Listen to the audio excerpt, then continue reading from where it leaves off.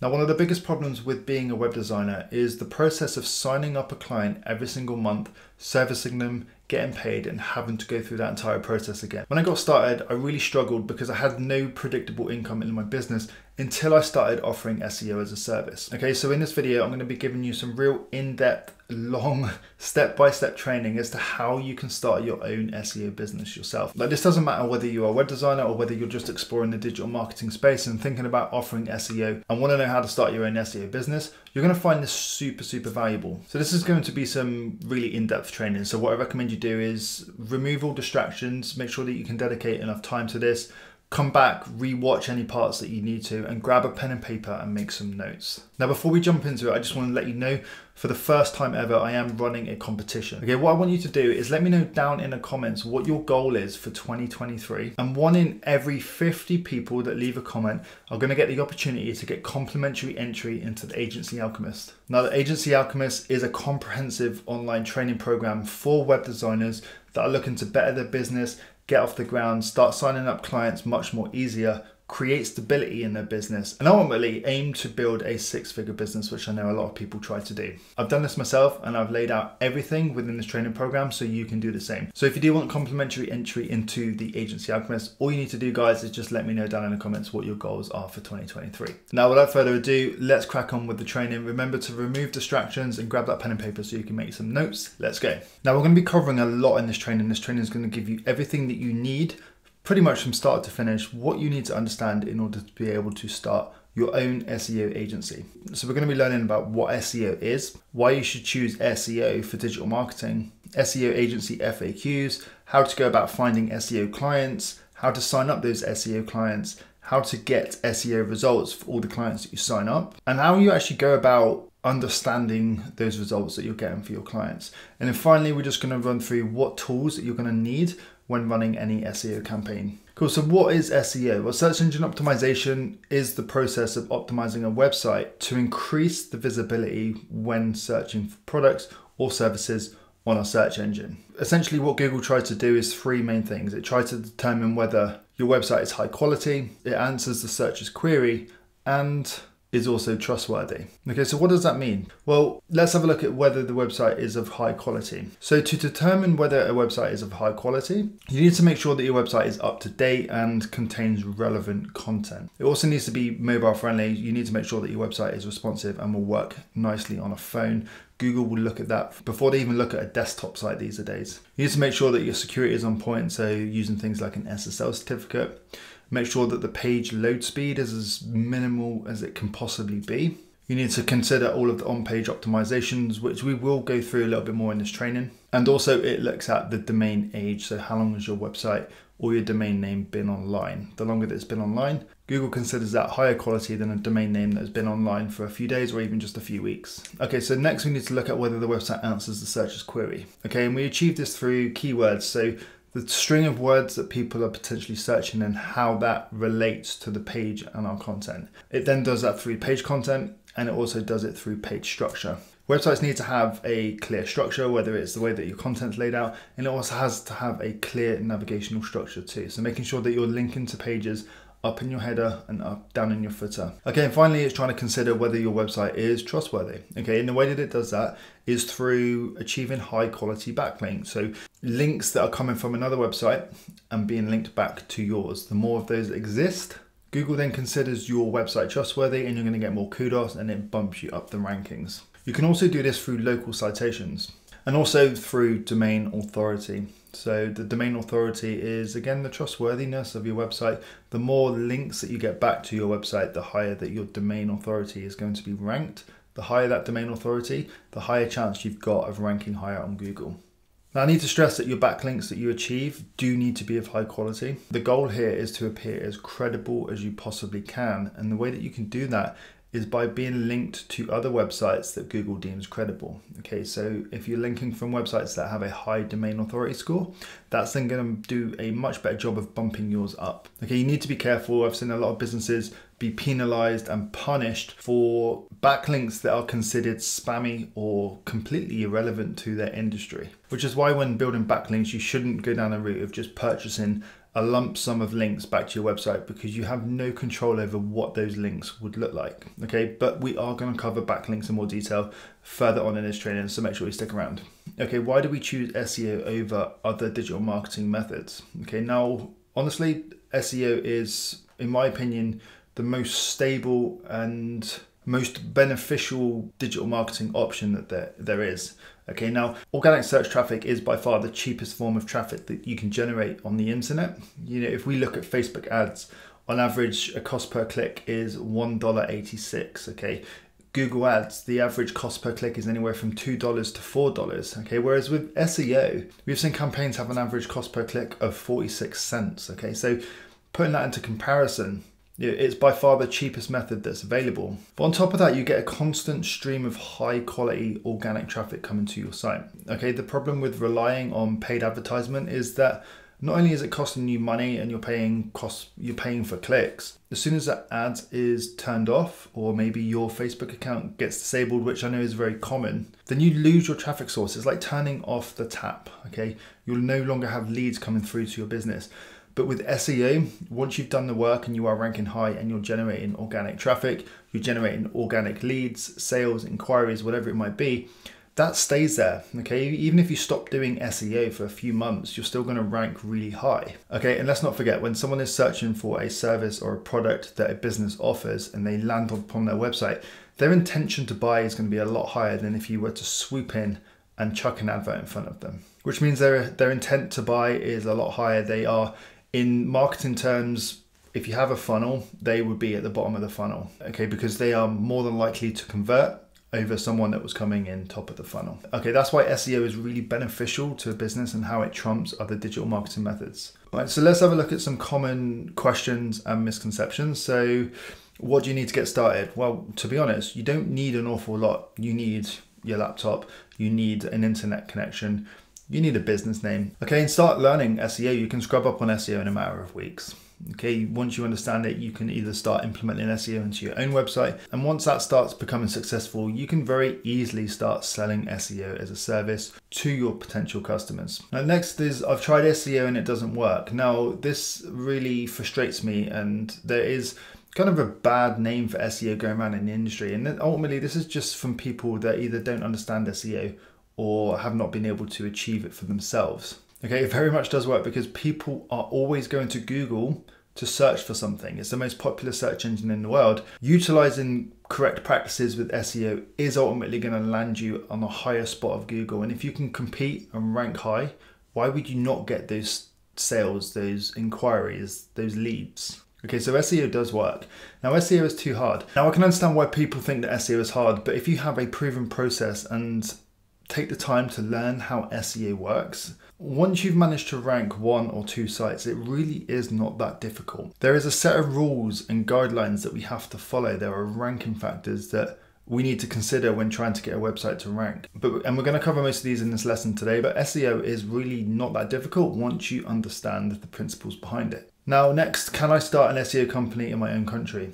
Yes, you can start SEO in any country. All that being said, there might be some problems with, say, China, but as long as you have an internet connection and you have the willingness to learn how SEO works and how to run a business and how to sell it, it really doesn't matter what country you're from, you're going to be able to start an SEO company. And then finally, we've got SEO is dead. Now, I've heard this time and time again, but this just is not the case. As I've said, Google is the most popular search engine in the world. Everyone, pretty much everyone, goes to Google in order to search for something that they're looking for, with the exception of those that use Bing or DuckDuckGo. I think it's called DuckDuckGo. I've never used it. Anyway, SEO is not dead, okay? That's just a statement from someone who either doesn't know how it works or they've been burnt by a really bad SEO agency in the past. Even with the rise of other digital marketing platforms such as Facebook ads, even Google ads, LinkedIn ads, TikTok, whatever it might be, there's still very much a place for SEO in your digital marketing strategy. So that's why SEO is not dead. Okay, so when you're starting to look for SEO clients, all right, let's have a look at what types of businesses to look out for.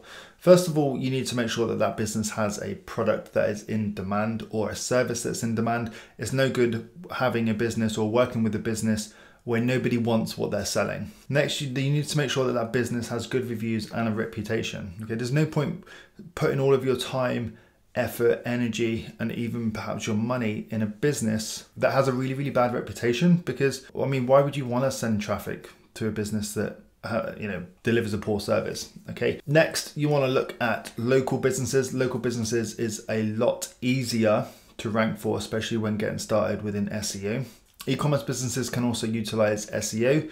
They're usually a bit more of a bigger beast and therefore a little bit harder, but still, e-commerce businesses are still very, very good for SEO. And then finally, you want to look for businesses that already have a poor presence on Google. Okay, your job is going to be to start ranking them higher, especially when getting started. If you can go after businesses where their position is a lot lower on Google than those that are towards the top, you're going to find it easier to sell them on this service and also generate them results. Okay, so look for businesses that does already have a poor presence, so you can actually genuinely help them and make your life easier. All right, so when you're prospecting and looking for customers, what you want to be doing is finding the business owner's information. Okay, you need to make sure that you find the business owner, the decision maker. Okay, not the receptionist or the secretary or the digital marketing manager. Okay, you want to find the business owner. You want to know what their name is, their email address, their phone number, and their social media handle. Okay, because then you can contact them on each one of those methods. Okay, when looking for customers, one thing that you can do is head to Google, search for an industry that you are interested in working in, scroll to the bottom, go to page 3, and then start looking at businesses from there. You can also look within your existing network. Okay, so message previous customers, message previous business friends, put a post out on social media or on LinkedIn or something like that. Let them know that you are now helping businesses rank higher on Google through SEO and see what response you get. And then you've got freelancer sites. So you can go to the likes of Fiverr, you can go to the likes of Upwork, freelancer.com. Okay, make a profile on there and start looking for people that need the services that you want to offer. And then finally, we've got social media. I've already just mentioned that you can put a post out on social media. So yeah, there's lots of options for you there when prospecting and going out and looking to find clients. Okay, so once you have your list of potential businesses that you can reach out to, you then have to reach out to them. Okay, there are many ways that you can do this. First of all, you've got email. Okay, so writing them a personalized email address addressed directly to the business owner. Remember, when we're in the prospecting, you need to make sure that you have the business owner, their name, email address, phone number, etc. So you can write them a personalized email. You can message them directly on social media. So you'll have their social media handle. You can DM them, whether that's on LinkedIn, Facebook, or Instagram. You can cold call. Okay. Now, whether you're confident with sales and cold calling, I don't know. But if you are, great. Definitely recommend cold calling. If you're up for giving cold calling and going and getting better at it again, definitely recommend it. And the reason for that is you get a response really, really quickly. Now, if you're not confident with cold calling and you generally don't want to do it, that's fine as well. I always recommend that you stick to the methods that you are comfortable with and that you're going to have the highest success with. You can also go and meet someone in person. Okay, so if you are looking at local businesses, you can literally knock on their door, go in and have a conversation with them. You've got video outreach. Okay, now this has been incredibly popular over the last couple of years, but it still works very, very well. You can record a personalized Loom recording screen similar to how I'm doing this now, and you can share value. You can talk them through you can share their website on the screen. You can talk them through some things that you've noticed with it, whether it's good, bad, how they're weighing up against their competition, their opportunity on the search engines. You can just give a ton of value and share with them how you can help them. Okay, we're not going in hard sale at this point, all right? Just make that clear. I do recommend that you use a multi-platform approach. So hit as many of these different ways that you possibly can, whatever you feel comfortable with. Okay, because business owners, they are busy. They use their platforms in many different ways. So someone that picks up an email might not pick up a DM or a phone call, and vice versa. Okay, so outreach from multiple different platforms and you're gonna have a higher success rate. And then finally, play to your strengths. Okay, I said that a second ago. Whatever you are comfortable with, utilize those methods. Okay. Make sure that you're utilizing more than one, preferably 2 or even 3 different methods within your outreach, but stick to the thing that's going to get you the highest success. Okay. Next, we've got how you actually go about signing up SEO clients. Okay. So as I've already mentioned, you want to make sure that you're always speaking to the decision maker and the business owner, and you want to get straight to the point. Okay. Don't waste their time. Tell them that you're busy. Say that you appreciate they're busy, and just get to the point. Okay, no fluffing it, no sugarcoating it, no beating around the bush, or whatever you want to call it.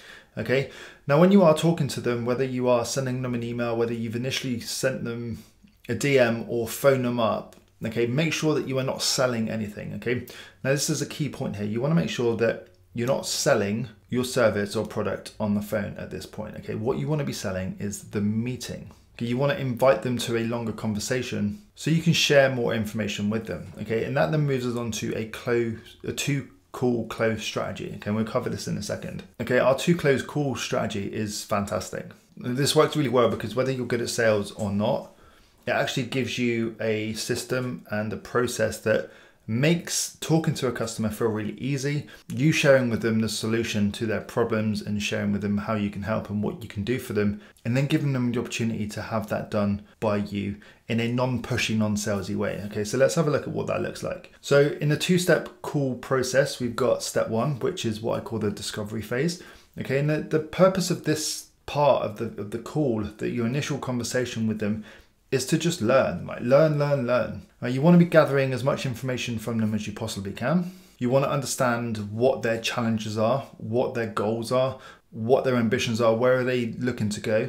Okay, and once you've worked that out, you then want to understand, well, where are they right now? Okay, why can they not get from their current situation to their desired situation? Okay, and you can do this on Zoom, you can do this over the phone, but ultimately you want to gather all of this information up. You want to make notes during this initial call, and then you can go away and start planning for step two. Okay, step two is the presentation phase. Okay, now once you've got all of your information, this gives you an opportunity to have a look, reflect, and actually pull together a bespoke solution for this customer. You don't want to be going down the route of selling cookie cutter solutions because that will make you a commodity. If you're a commodity, you are then competing with everybody else in the industry that's selling what you're selling. If you can pull together something that looks bespoke to the customer, then you're going to have a much higher chance of getting them to buy in and trust what you are trying to sell them. Okay, so during the presentation phase, what we do is we share with them the audit that you've taken of their website. You share with them what solutions that you can provide to them based on the problems that they shared with you in meeting one. You can then share with them what strategy that you would use in order to solve their problems. You can give them the price that it's going to cost for them to have their problem solved by you. And then you can close the meeting off and encourage them to move forward with you. Okay, so that does cover the two-step call process. And this process, honestly, it's so good. It's been an absolute game changer for my business, and being someone that doesn't like sales, that doesn't come from a sales-based background, found this incredibly easy when trying to pitch myself and sell my services for my agency. All right, so next we're moving on to how can you actually get SEO results. Okay, so this part of the training is going to be quite long because we're going to be talking through and breaking down how SEO actually works. Achieving great SEO results requires only 4 areas of focus, okay? And I've broken each one of these areas down and we're going to go through them individually. But we've got the research phase, the on-page optimization phase, the content creation phase, and the off-page optimization phase. Okay, I promise you by the end of this training, this is all going to make sense. I know that there is another misconception with SEO in that it's all smoke and mirrors and things like that. But once you do have a proven process, which I'm going to share with you today, like SEO does become a lot easier and also really good fun. Okay, so let's go. So within the research phase, we're going to be looking at website audits, we're going to be looking at keyword research, and we're also going to be looking at the importance of your website structure. And then we're going to move on to on-page, which is looking at your website URLs, the page title, and also the page meta description. Then we've got content creation, which includes website headings, the page content, and then also blogs. And then we've got off-page, which includes backlinks and citations. Let's start off with website audits. Now, there are 3 questions that you need to ask when auditing a website. First of all, does the website load fast? Okay, and you can check this by using Google Page Speed Insights, which is a tool from Google that tells you how fast your website performs, and it gives you a score out of 100. You want to be aiming for anything above 80, preferably, and that goes for both mobile and desktop. Now you can make your website faster by compressing all of the images that exist on it. Images are notorious for bloating out a website and making it load a lot slower. So if you compress those with a tool like TinyPNG, or if you're using a WordPress website, you can install a plugin that will compress your images anyway. You also want to make sure that your HTML, CSS, and JavaScripts are all compressed. If you don't know how to do that, I definitely recommend you contacting a developer if you can't do that yourself. You then want to ask yourself, is the website mobile friendly? Okay, it's really important that your website works on a mobile. So what you need to do is use the Google mobile friendliness test, which again is another website. You can just simply Google it and test your website on there, and it will tell you whether it's mobile friendly or not. And then you also want to check whether there are any common urgent site errors that exist on the site. So you can do this by using a tool like Ubersuggest, SEMrush, or Ahrefs. Now we will talk a little bit more about tools later on, but those tools are great for running a site audit, and it will tell you what is wrong and what site errors exist within that site.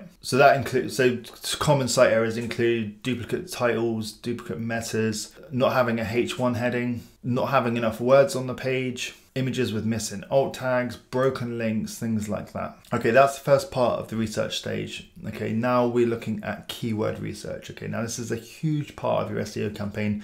Keywords make up pretty much the lifeblood of an SEO campaign, because the way that you try to rank pages on a website is by focusing on a single keyword or a string of words. So you need to make sure that this phase is done correctly. Okay, so keywords are the phrases or the words used when searching something in Google. For example, like how much does a website cost? That would be one keyword, or Italian restaurants near me, that would be another keyword. Okay, so it's either an individual word or a string of words, which are known as a long tail keyword. Okay, during the keyword research phase, like we can see what people are searching in relation to your product or your service, and then we can actually define a collection of keywords that we can use on each one of our website pages. Now, it's important to assign one keyword to one website page when you are building pages and generating content. Okay, so how do we actually go about doing keyword research? Well, first of all, there's plenty of things that we can do to try and drum up and generate a list of keywords or search phrases that we think a business would need. First of all, just using your brain, like brainstorm, whether it's your own business or whether it's a customer of yours and you're offering SEO services, you can brainstorm, use your brain, start to think about what you might search if you'd be looking for that business, what you think other people might search. There's honestly no wrong answer at this stage. We're going real top level here. Just list out as many keywords as you can think of. You can also use Google Intuitive Search. So over on the right hand side, when you start typing letters into the Google search bar, it's going to give you a ton of suggestions. Okay, and that's great because these suggestions are telling you what other people are searching. Okay, so these will make up very good keywords. Okay, and if other people are searching for them, that means that there is search volume, and that would make very, very good keywords. You also can look at competitors' keywords. Okay, so you can put a competitor's website through a site audit tool, and you can pull up all of the keywords that they're ranking for, and it will give you some inspiration. You can also use a keyword tool to find variations and alternatives of any keywords that you have already. Okay, and once you have this, what would appear a huge list of keywords, you then have to run those keywords through a keyword checker to be able to identify the search volume and the search difficulty of each one. And then once you've done that and you've pulled together, once you've done that and you've identified which keywords are going to be most lucrative for you or that business, you then end up with a definitive list of final keywords. All right, so here's a quick screenshot of Ubersuggest, which is a tool that we use. Okay, we looked at the keywords, how much does a website cost? And you can see here that it's given us a lot of different other keyword opportunities. Over on the first right-hand column, you can see the search volume. So that's how many searches that keyword is likely to receive in one single month. And then over on the far right, we've got the search difficulty. Okay, now the search difficulty is a score out of 100. You can see there that we've got mostly orange options, there is a red option, and there's a green option. Now green means that it's a lot easier to go after this keyword. Red means that it's very, very difficult, and realistically it's gonna take you maybe 12 months, 24 months to start ranking for that keyword. Whereas for the green, you could start ranking for that keyword in a month, 2 months, or 3 months. The chances of you ranking for a keyword that's low difficulty is a lot higher than trying to rank for a keyword with a high difficulty. Okay, so you do have to kind of weigh up search volume versus keyword difficulty, because there's no good going after a really easy keyword if it has no search volume. So you kind of have to just make a decision as to what's going to be best for you and your customer based on the search opportunity available. And next, let's have a look at where you actually put those keywords. Okay, so more importantly, and I said this earlier on, that you assign one keyword to one single page of the website. Okay, so for example, if we had a keyword of web design agency in London, that could be assigned to your homepage, for example. Or if you had e-commerce web designer in London, that would technically be a service page because we're talking about an individual service. Or if you had the keyword, how much does a website cost in London, that is more of a question-based keyword. So, okay, so a blog article would probably be a better fit there. Okay, so you assign one keyword to one page, but within that page, you also have to assign that keyword to multiple different locations in terms of content. You have to include it in the page title. You have to also include it within the URL. You have to include it in the main heading, inside the content, and also within the image alt tag. Okay, the more that you can scatter this around without going overboard, because you don't want to be penalized for overusing a keyword and looking like you're keyword stuffing. Okay, so make sure that wherever you're using it, it does make sense and it is readable. First and foremost, it does need to be readable for the human being, not just for the robots. Okay, so that now moves us on to the website structure. Okay, so you need to make sure that your website is structured properly in terms of page categorization, hierarchy, link structure, things like that. So for example, you were talking about an e-commerce service page on a marketing agency website. You could have something like web-design/e-commerce, or if we're talking about dentists, you could have /treatments/teeth whitening as the service page. You also want to make sure that you're using descriptive text on all of your buttons. Like, don't be naming anchor tags or buttons as learn more, because when Google crawls your site, it's not going to give it any real context as to where that link is linking to. It's just not going to do you any favors. It also gives you an opportunity to not only be descriptive, but also add your keywords within the link itself as well. You want to make sure that your content is structured correctly. So make sure that the content has hierarchy. So utilizing the headings of H1 through to H6, this is going to allow Google to come to your site and easily read your content and understand the structure and the hierarchy of everything that you're trying to say. And you want to make sure that there's clear and linkable website navigation at the top and in the header and at the footer as well. So when Google does come to your site, it's going to be easy for it to look there. It's going to be able to see your links and then link through to wherever it is you're linking to. It just makes the life of Google a lot easier, and you want to make sure that all of your pages are crawled properly, because if they're crawled, then they're going to be indexed properly, and if they are readable and Google likes them, you're going to rank higher than some of the others that aren't as well structured as your site. Next, we're talking about page URLs, otherwise known as a slug. Okay, now you want to be putting your keyword within your page URL as well. So if, for example, we were talking about e-commerce design, you could have /webdesign/e-commerce, or if you're talking about teeth whitening, you would again just use teeth whitening in your URL. Okay, over on the right hand side you can see a picture of our web design service based in Exeter, and we've got web-design-Exeter. So that's an example of how that works. So you do want to be using hyphens to separate words, and also don't use capital letters. Make sure that everything is lowercase. Cool, I am getting through this really quickly because there's so much to cover and I'm trying to not make this video too long. Okay, now we're going on to page titles. Okay, so you can see over on the right hand side, that's an example of a page title. Okay, now the page title is what is appearing within the Google search engine results page. Okay, this is pretty much what people will mostly look at when scrolling through the rankings. So you want to be using your keywords within your website title. You want to make sure that it's approximately 50 to 70 characters long. If you have it too long, it kind of concatenates it, puts a string of 3 dots at the end, and you can't really make out what it's supposed to say, and it doesn't really look that great. Now, you also want to remember that you're writing for humans, okay? Make sure that it's readable and that phrase makes sense. And also try to make it attractive, because your idea is to increase click-through rate. Now, one thing to note here is Google sometimes rewrites them. So you could do the best job of making your most attractive, most readable, high click-through rate title, but Google might change it, okay? And it's fine. It won't affect your search position. It just means that based on the user's search query, wherever you've ranked, it might try to change the title to make it more relevant to what they're searching for. Okay, now let's talk about meta description. Now, similar to your title, you want to include your keywords within your description, because if someone's searching something that utilizes your keywords, it's going to bold that in the description. You want to make sure that it's approximately 50 to 100 characters long. Don't have it too long. It's not necessary. And remember, again, that you're writing for humans and to improve the click-through rate. So just make it attractive, make it enticing. Now we're moving more onto content. So first of all, headings within your website. Okay, now the headings essentially allow Google to quickly understand what the website content is about at a very top level. You want to make sure that you're using the correct heading structure of H1 through to H6. Make sure that you use one H1 tag on a single page, okay? Because this is going to be your main body, article, header. Okay, this is going to be what Google looks at and determines what your entire page is about. So make sure that you are using only one, and make sure that you're using your keyword within that H1 tag as well. You want to make sure that you're using variations of your main keyword throughout the other titles so it is relatable. And also don't forget that you are, again, writing for humans. Okay, so try to avoid artificial intelligence or AI written articles. I'm not entirely sure how Google's going to deal with that moving forward, but I know that it does favor genuine, real, valuable content. So just make sure that you are trying to promote that. All right, next within content, we've got the actual page content. Okay, so the main content is essentially text and images. The idea of the content is to answer the searcher's query. Okay, so you need to have the answer to the query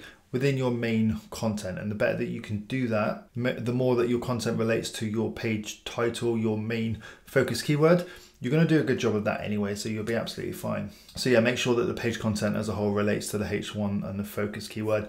Make sure that you include the keyword as well within the first 80 to 150 words of the paragraph text. So I tend to keep this within the first sentence if possible. Aim for a minimum of 500 words on your page as well. You want to make sure that you're not really being stingy and scrimping on content, because it's competitive out there, and if you've got websites that have a lot more content than you, they're probably going to perform much better than you. So make sure that you are filling it with words. And finally, just write good engaging content. Okay, if you can write good engaging valuable content, Google's going to love it. People are going to come to your site, they're going to be engaged, they're not going to leave right away, and you'll get kudos for that, and then you're going to start bumping up. Okay, next within the content section, we're going to be looking at optimizing images. So we've already spoken a little bit about images, but remember to compress your images as much as possible. You can use a tool like TinyPNG or a website compression tool. As I said, if you're using WordPress, you can rely on that to compress your images. You also want to make sure that you're using a readable file name. So I've got an example here of like facial-rejuvenation-treatment.jpg. Okay, you don't want to be naming it like image_123.jpg, okay? Because Google can't really figure out what that's about. Name it properly, and you've also got an opportunity here to add your keyword into an image. You also want to make sure that you've got a descriptive and readable alt tag on all of your images. And again, you've got another opportunity to add your keyword here. Next, within content, we've got blogs. Okay, so blogs are great for answering long tail keywords or question-based keywords, okay? And this also gives you the opportunity to create like an infinite amount of articles or pages, so you can go after an infinite amount of keywords. Okay, so there's really no limit here, and blogs are great for bringing in additional traffic to your site. Okay, it does increase credibility, it helps build trust, and it will increase the authority within the given sector that you're trying to rank within. And you'll be seen as delivering value, which Google loves, and therefore you'll appear more credible. And also, more importantly, it prevents your website from fatiguing. Okay, so Google likes to crawl websites. They like to see that things are new, refreshed. And by having a blog with new daily, weekly, maybe bi-weekly articles, Google's going to keep coming back to your site and crawling it more and boosting it up. Okay, so now on to off-page SEO. And first of all, let's look at backlinks. Now, if you're not sure what a backlink is when another website mentions your business website while linking back to the website, okay? Now, backlinks do actually count for most of your SEO efforts and make up at least 80% of any SEO campaign. And honestly, they're quite challenging to acquire, which is why, and that's why us as SEO companies have the opportunity to handle this on a business's behalf, because it does take a lot of time. Now, one thing to note is not all links are equal. Like links from a credible business website has way more weight in than perhaps a small, less credible website. So the types of backlinks that you can get are things like guest posting on another site, citations, they also count for low-level backlinks. You can, to be honest, do very well with citations alone. Okay, and if you are struggling to find backlinks, you can actually go as far to crawl a competitor's website, look at what backlinks they've got, and you can have the opportunity to reach out to that company as well and ask for a link. Maybe see if there's an opportunity to write an article for them, similar to guest posting. Okay, so there is a lot of opportunity with backlinks. Now, if you're going to look at outsourcing backlinks or going on to the likes of Fiverr to buy a bunch of links, you just need to be really careful that you're not buying poor quality, low quality, spammy backlinks, which in essence will result in damaging your site more than promoting it. Okay, so just be careful with that. Okay, so when you are collecting backlinks, what things that you should be looking out for? Okay, first of all is the domain rating. Okay, so if you found a website that you want to host an article on, go ahead and have a look at what domain rating or domain authority score that they've got. And you can do that using Ahrefs website authority checker. Check the citation flow, so how influential is the website that you could potentially get a link from. Check the trust flow, so the trustworthiness of that website as well. Check whether the website has traffic. Does it look good? Does it feel right? Like, what does the gut say? And ask yourself like whether you would read anything on that website. Okay, if you can answer yes to each one of those, then chances are you're going to end up with a pretty credible backlink, which is great. Okay, so how do you actually go about finding these backlinks? Well, you can actually find backlink opportunities on blog websites, on news websites, and directory websites. Okay, you can find a relevant website within the industry that you're looking to promote a website within, and you can reach out to them. You can provide content, and then ultimately they will post that content on their website. Maybe sometimes there's a payment involved where you have to pay them to host that content, but ultimately all you're doing is getting a link back to your website. There is a little bit of a belief that people shouldn't pay for backlinks, but I think when you're doing it like this and you are keeping it fairly organic and natural, and you're not just buying links from a black hat SEO company, for example, don't think there's any problems with it, and it's absolutely fine. Okay, so there was quite a bit there in actually knowing how to get a website to rank and everything that you need to do with the research, the on-page, the content creation, and the off-page optimizations. Okay, so now let's have a look at how you actually go about understanding SEO results. Okay, how can you actually predict results? Now, SEO is not an exact science, and the results, they're not guaranteed. If anyone tells you that they are guaranteeing you page 1 position, like, just run. Guaranteed page 1 position shouldn't be something that anyone ever guarantees. Okay, we can gauge how successful a campaign could be by predicting how difficult it can be. Okay, now we can do this by looking at the difficulty of the keyword. Right, so if we look at Ahrefs, for example, they have a keyword checker tool.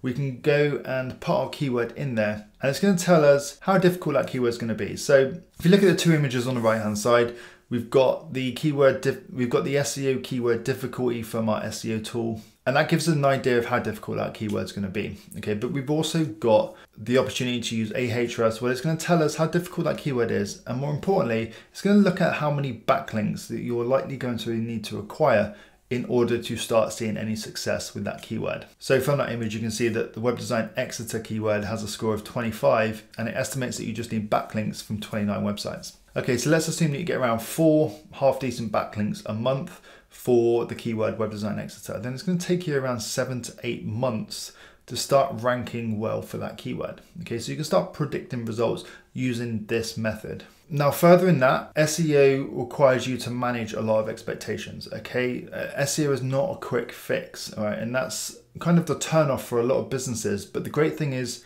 once it does start working, it's so valuable. You just have to be patient. Okay, campaigns can take anywhere from 6 to 12 months to start seeing any valuable results.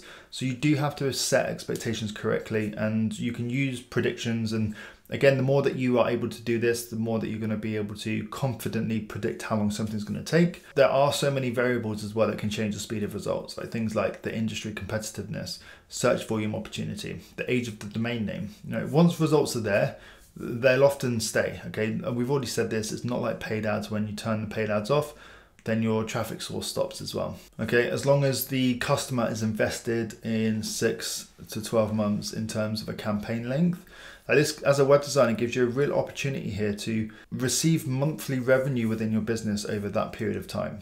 So selling SEO is also great. Okay, so let's quickly, before we start wrapping up, have a look at what tools that you're going to need. Okay, so we've got Google Analytics, that is a free tool, and we've got Google Search Console. So they're the 2 Google tools that you're going to need.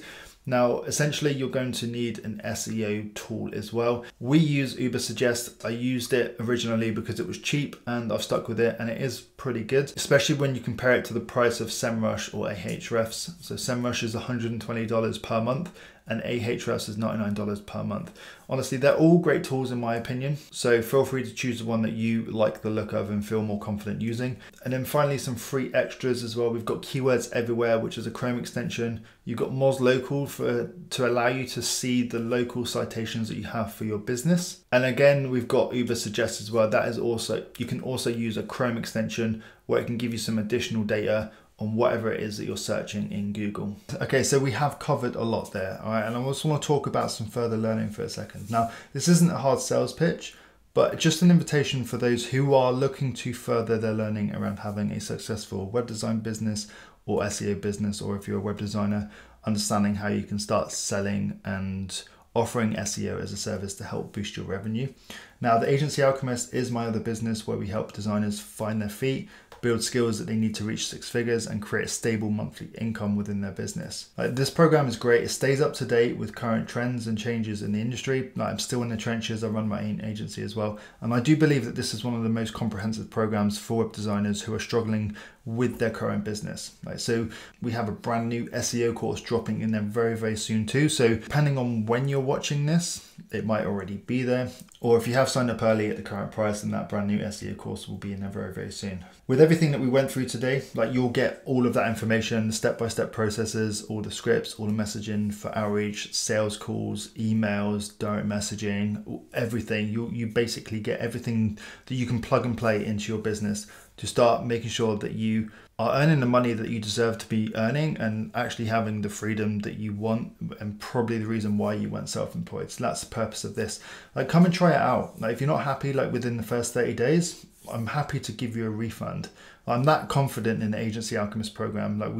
I think we've only ever refunded one single person, and that wasn't because they didn't like the content, it was for another reason. So I'm stupidly confident in this. We've got students in the Agency Alchemist who are finding their first paying clients, students who were originally charging around $500 to a website to now charging over $5,000 for a website, students that are reaching their first 6 figures within a year. And more importantly, we've got web designers in there learning how to start selling the service of SEO, so they can create monthly recurring revenue within their business. Now, I do invite you to go and check that out. There will be a link down underneath this video. And also don't forget, we have the competition. Make sure you leave a comment and let me know what your goals for 2023 are. Also like the video, subscribe if you haven't done so. And 1 in 50 people will have the opportunity to win entry into the Agency Alchemist, completely complimentary. So if you want a chance to win that, then make sure that you are leaving a comment down below. Let me know what your goals are. And you never know, you might be one of those lucky people that have the chance to enroll for free.